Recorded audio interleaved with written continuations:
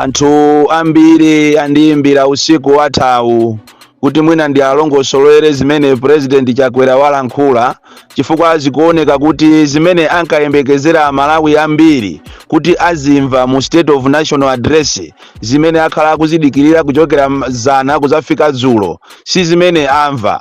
Ndipo anthu ambiri ankayembekezera zinthu zabwino ma solutions amene Amalawi akukumana nawo, ma challenges kuti ma solutions yake ati apereke ndi Chakwera ujazulo lija. Koma ndafuna ndikuuzeni mopanda mantha, chifukwa ine sine mmodzi wa makawadi. Ine ndimangoyima pa chilungamo, ine ndimangolankhula chilungamocho kuwayimirira Amalawi. Tinene mosanyengerera, tinene mosabisa, kunena kuti amene anamuuza Chakwera kuti alankhule dzulo kunali bwino akanamuuza so kuti asalankhule, chifukwa chimene Amalawi amayembekezera si zimene zalankhula zija, chifukwa ankayembekezera ma solutions. Amalawi amayembekezera ma solution osakhala ndiza ayi. Nkhani ya njala ndi imene anthu amayifuna kwambiri kuti amve kuti kodi njalayi boma lithesa bwanji. Koma kuyambira nthawi imene anthu anayamba kudya mango, kuyambira nthawi imene Amalawi anayamba kudya chiteze, kuyambira mwezi yapita imene Amalawi anayamba kuvutika, boma silinapangepo china chilichonse apart from promises and lies, kunama kuti ayamba kugawa chimanga chija sanayambe kuchigawa. Lero mene aona kuti ayamba kuyaluka, ayamba anthu kuanena, ndi pamene akubwera sopano ndi rhetoric,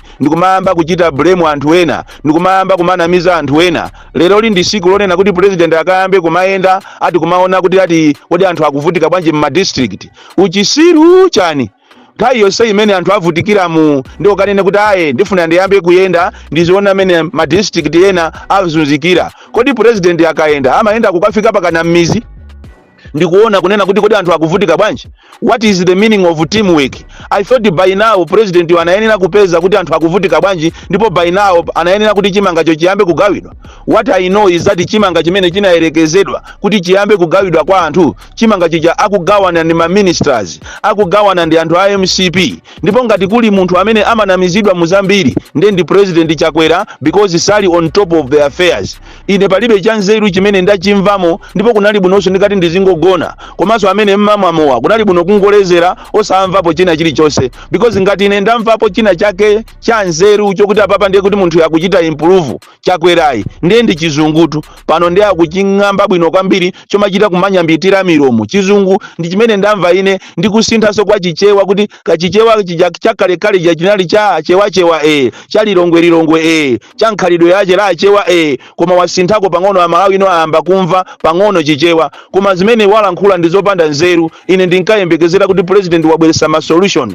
Even nkhani ya fuel tikayembekezera kuti president abweresa ndithu statement so comprehensive kunena kuti mavuto amene watithana nawo siku lakuti. Koma zimene ndamva ine tikungongola ndalama kwakuti, zimene ndamva ine apo sechera pa tilandira ma supplies a fuel, zimene ndamva ine ndakhala ndi ma partners athu tikukambirana, ndakhala ndi ma officials ochokera ku ma ministries akuti ku finance, ku local government ndi ma ministries ena, ndakhala ndi reserve bank kuti tikambirane kuti tizipeza bwanji ndalama pena pache talandira 50 million US dollars tilandira ngongole. Ndi zimene ndamva inetu, ndinkayembekezera kunena kuti kukhala ma solutions A B C D. Tikamanena kuti ziko lino lini mafiazi, ziko lino akulisogolera ndi anthu asataniki, anthu amene alibe welfare ya anthu. Ndi zimene zochitika dzulo lijatu. Tikamakuuza ni kunena kuti usogoleri uwu basi wangofasa pakuba makobiri, wafasa kunyadira makobiri, chifukwa cha dzulo lijatu chimene amabwerera ndikuzaonesa kulemera kwache, kuonesa munthu akakhala ni makobiri okuti ndi opambana msinkhu wache samabisika tu olokalankhulidwe kwache, posture yake imaoneka kuti koma munthu ndiye akusamira makobiri. Ndi zimene ndaona ine mwa president ujayo sindinaonepo anything positive chimene Amalawi atolapo, chifukwa Malawi wakumuzi amadalira yote. Anayenera anene kuti kodi yote iyenda bwanji, chimanga chiyenda bwanji, andi yekha akuchita acknowledge kunena kuti thumba la chimanga lakwana 70 lafika 70,000. Kodi munthu wakumuzi 70,000 angakayitenge kuti? Ino anthu andale musamatenge Amalawi ngati zisiru, anthu andale musamatitenge ife ngati silimaganiza. Kodi tumuka mukamuona munthu atavala masanza does not mean munthu yoyo ndi osaphunzira. Kulitu anthu ophunzira amene akuvala masanza koma chifukwa cha umphawi osakhala chifukwa cha kufuna. Nawo mukamapangisa misonkhano yanu mukaona anthu atavala masanza, do not make any mistake and think kunena kuti anthu amene wandi osazindikira. Mukamalipanga boza lanu limaoneka tu m'milomo mwanu, mmene imaonekera milomo ija ikuchita kuoneka kuti zonsezi ja ndizonama. Andi kuyenda kumene akunena kuti tinayenda ku Southern Region, tayendanso mu Central Region muno. Tandiuzeni inu Amalawi, ndi party President Chakwera or vice wake Michael Usi ayenda ndikukachita ndikukalankhula kapena address nkhani za njala apart from campaign. Chifukwa tu MCP chimene ikupanga ndi president wache ayamba kale ali ndi ere campaign, ngakhale abungwe la meki sanasigulire campaign iyo, ayamba iyo kale campaign yawo. Choncho ndimafuna ndikupempheni inu andale, do not take Malawians as fools or kapena for fools. Do not take us as zisilu. Amalawi ndi anthu ozindikira, and Amalawi si anthu ogona. Ngakhale olo munthu wakumuzi pakali panopa amene mmamutenga ngati ndi bulutuyo ndi oganiza kwambiri kuposaso anthu amene ali ndi ma degree. Kodi tikupita ku sukulu kukatenga ku degree is not a platform yomapangira zinthu zopusa kapena yoonesa ngati ndi ozindikira. Malawi muno anthu ndi ozindikira ngakhale akumuzi. Andi kubwera kwa Facebook anthu ambiri amaziziwa zinthu kwambiri kuposaso kale. Malawi walero si Malawi wazana. Choncho inu andale musamatipusise. Zulo lija linali boza lokaloka boza after another, boza after another. Andi kumene kuchako puje ni national address imene iyi amapanga chifukwa chopanga manyazi maiko mabungwe komanso ma president opuma akale atazuzula nchitidwe onyasa umene ukuchitika m'Malawi muno. Ndi pamene munaona Chakweraja mwa manyazi ani nkhope ija imachita kuoneka kuti president uyutu akupanga manyazi. Ndikumanena kuti I want to join the former presidents in condemning violence and I want the police to investigate. Achitapo investigate chani popeza kuma demo amene amathamangisidwa anthu ndizi nyawu ndizi kwanjeko apolisi anali konko. Tikamanena kuti bwana iniyo ndinuona makwambiri ndinu mafia zonse zija mukuziziwa and you know quite well kunena kuti inu munali ndi meeting ndi anthu anu mwapangana kunena kuti mulilongwe musazakhale mademo. Why are you coming out now to lie? Why are you lying now? Instead mukananena kuti malinga ndi zimene zachitika zija ineyo ndamuchosa IG. Chifukwa ndi zimene anthu amayembekezera. Kuti tizulo lijatu anthu amayembekezera zambiri. Amayembekezera kunena kuti kulephera kwa Inspector General of the Malawi Police. Tikunena tu ku police uku bwana mwina simu kuziwa. Kumene anthu amati akatumizidwa ku ntchito zosiyana mabwana maosi ya kumalanda anthu ndalama. Monga mene alandira apolisi osiyana mene alandiridwa ndalama zawo amene anapita kukagwira ntchito za meki. Bwana anthu anu chifukwa cha chiwewe, chifukwa chotengera zimene mukupanga, apolisi akuzunzika koopsa. Tapita ni kuliwonde ukuku. Aliyense out of the 2,000 policemen aliyese anachitidwa forced kuti apereke 40,000 kwa AOC akuliwonde. Ndipo ndalama zimene zaperekedwa kumeneko ndi over 8 million. Ndipo kwa amene sanapereke ndalama bizwani kunena kuti ntchito zonse zimene zikubwera sakupasidwa. Tikunena kuti zulo lija anthu amayembekezera kuti inuyo mumuchosa IG chifukwa cholephera. Komanso zulo lija anthu ankayembekezera kuti mumuchosa minister wa security. Minister wa security anayenera achosedwe muno Malawi. Anayenera kuti minister amene achosedwe chifukwa cholephera ntchito. Koma iniyo zimaoneka kuti zimeja inali script mwapangana kale kunena kuti minister wa internal security amene iyi palibe pocholakwa amayi yola muso palibe pocholakwa tentikapu sisi ya Malawi. Chifukwa masiku onse mademo oyamba kumene kunatuluka azikwanje anthu ake inu mukwadziwa. Ndipo anthu ndi MCP. Why are you coming out to lie? Ndipo apolisi anali alipompo andi umboni ulipo okwanira kunena kuti ena aja ndi apolisi akumavala dala zimaujeni mamaski kuti asaziwike kuti ndi apolisi. That is why inuyo mukuwalola anthu amene ajawo ndikumaponya tear gas.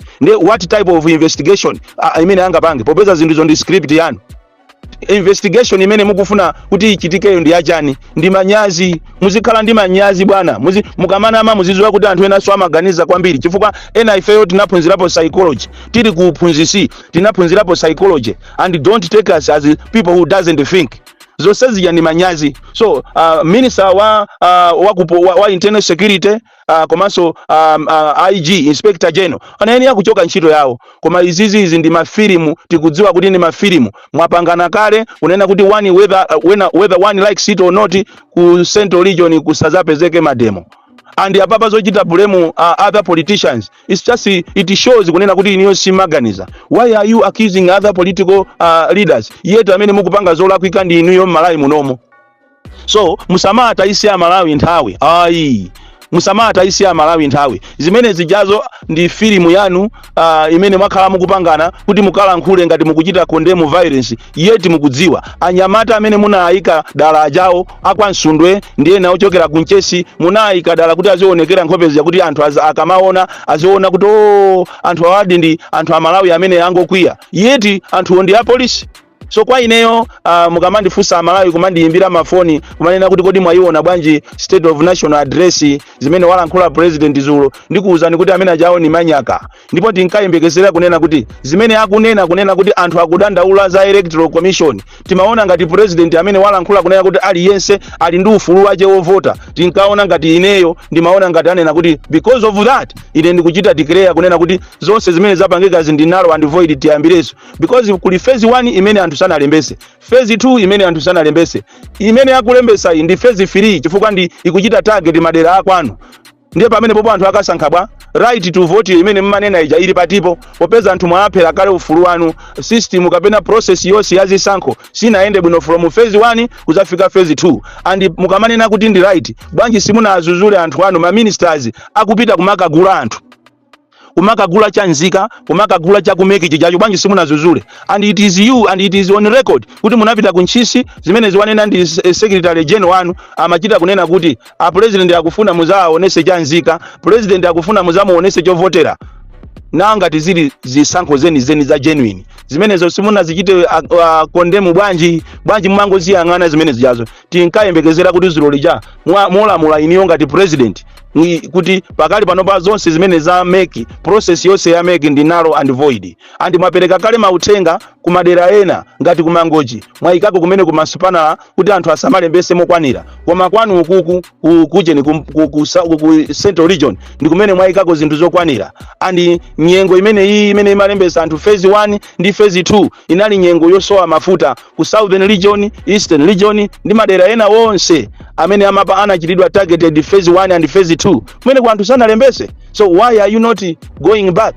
Why are you not nullifying everything kuti anthu ayambireso kulembesa kawiri chifukwa chisankho ichi si chisankho ndiye tiona popeza mukunena kuti malamulo a polisi kuti afufuze tikukonza mademo ena mulilongo mwemu tikonze mademo mulilongo mabungwe nonse tiyeni tikonze mademo zipani zonse tiyeni tikonze mademo tione ngati azikwanjaja saa tulukanso lero kuje ni ku State House kwabwera anthu ma Israeli akuchitisa training anthu a polisi kodi a polisi angamachitire training kujeni ku State House munamba mwazimva kutiko kodi kukanjeza kapena kuntakataka kuja kwala kwa chani kuzanyama kuja lero kwa sintha zikusonyeza kuti pali zina zake zimene mukukonzekera zoopsa. That is why a polisi akuchita training kumakiu kujako ku State House anthu akuyimba kuchokera nkati momo kumatiuza kunena kuti kwayamba tu training ya polisi kama kuchita training ma hitmen kaya malinga ndi program yanu yobera zisankho Bon Kalindo the DC mwana woopsa kwambiri the most deadly and dangerous child from Jeza Village TM Mabuka box 76 Mulanje Malawi Southern Africa.